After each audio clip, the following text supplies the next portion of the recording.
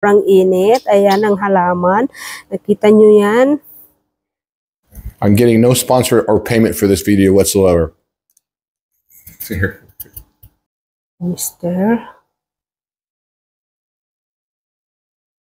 Hello guys and welcome back. So for today's video guys, ang dami sa inyo na nagtatanong, magbibigay ako ng house tour dito sa bahay ko, sa bagong bahay na binili namin dito sa Thailand.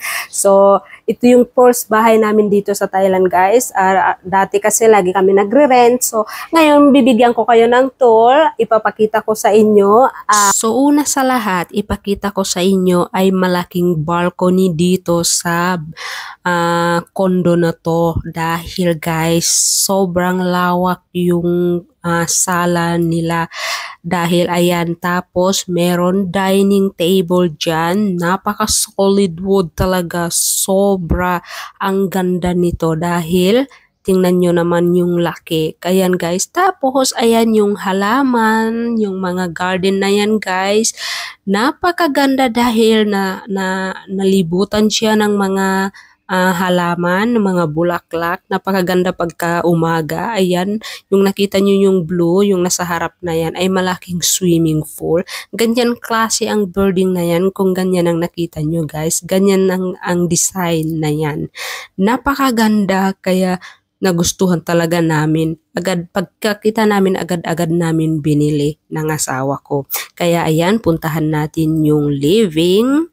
Ayan, pagkabukas nyo ng pinto, agad-agad sa living room. Ayan guys, yung sofa natin, mga coffee table, nakita nyo si Mr. Mayroon siyang conference call, kaya hindi natin ma-stolbo, kaya nag-voice over na lang ako guys para hindi tayo marinig ni Mr. At saka hindi natin marinig yung boses niya, dahil alam nyo na ang laki ng boses niyan, charing. So yan ang living room natin guys. Tapos basta maganda, sobrang ganda, sobrang solid yung mga furniture. Tapos yan, may mga marami din na mga dekorasyon na kalagay. Kaya nakikita nyo yan guys, parang ready talaga. Wala ka talagang ibang gagawin dito sa bahay na to.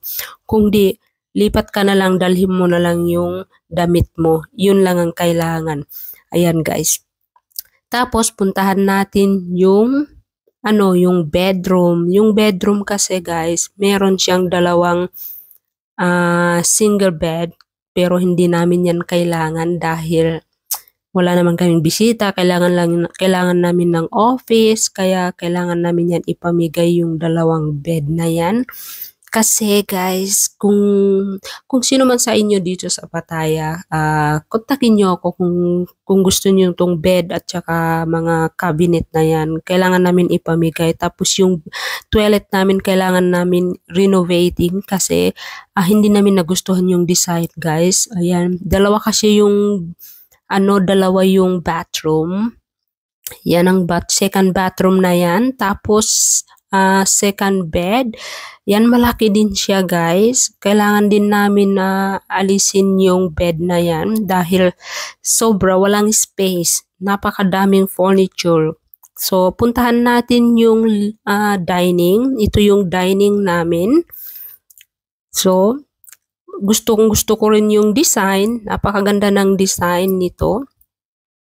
Kaya pagkatingin namin dito sa bahay na to, agad-agad kami na nag-book para mabili namin, para walang mauna, dahil yung quality sobra. Tapos puntahan natin yung kusina, yan ang kitchen natin.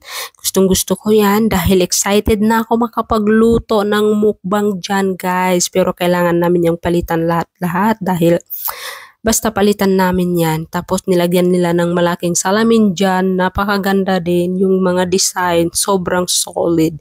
So guys, yun ang house tour natin. Pinagbigyan tayo ni Mr. Pumayag siya dahil ayaw niya yan ipakita kung anong meron siya. Dahil ayaw niya daw na magyabang. Kaya sabi ko, request naman to ng mga follower natin.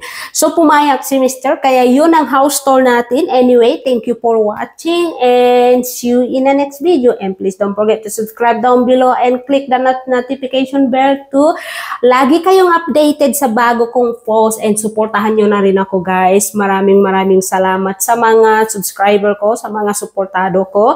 Abangan nyo yung next mukbang natin because this video, hindi tayo nagmukbang dahil ang dami sa inyo nag-request kung mag-house tour ako, kung kailan ko umpisahan. Kaya pinagbigyan ko kayo guys. So ngayon, hanggang dito na lang tong video na to. Sana maging happy kayo at salamat sa mga nag-request nito. Maraming salamat. Anyway, thank you for watching again. See you in the next video. Bye!